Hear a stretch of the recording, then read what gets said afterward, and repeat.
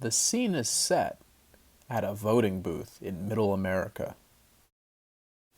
I'm Hermione Granger and I would like to vote.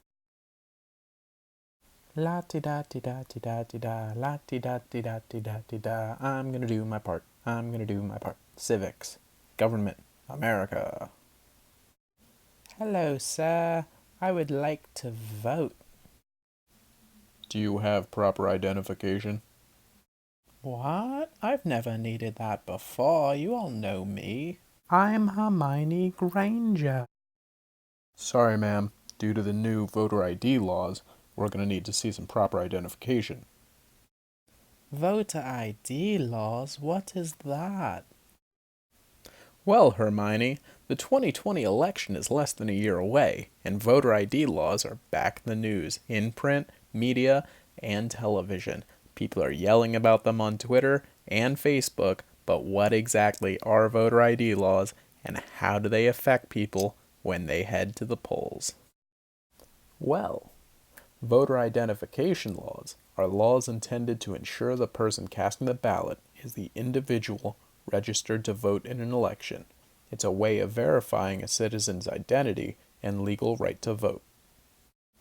State laws requiring some sort of identification at voting polls go back to the 1950s. In 2008, the Supreme Court upheld Indiana's 2006 voter ID law, and since then, voter ID laws have taken effect in 35 states.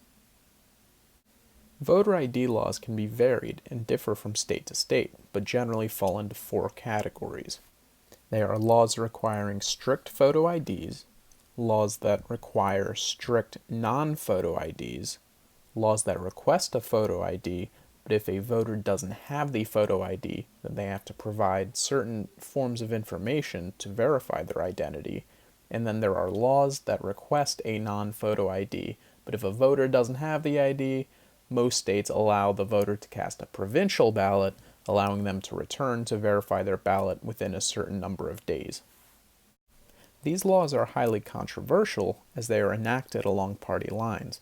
Republicans believe they are an important tool to crack down on voter fraud, while Democrats believe they cause a financial burden at the ballot box, which disenfranchises minority groups and elderly groups. Associate Professor of Political Science at Rowan University, Dr. Katrinka Cleora Samdol-Sams, said if a photo ID is required for voting, it must be provided free or it would be unconstitutional as a kind of poll tax which is prohibited by the 24th Amendment. That makes a strong argument that voter ID laws requiring a photo ID are unconstitutional unless provided free of charge by the government. Otherwise, it creates a financial obstacle at the polls. Well, that's so much to remember.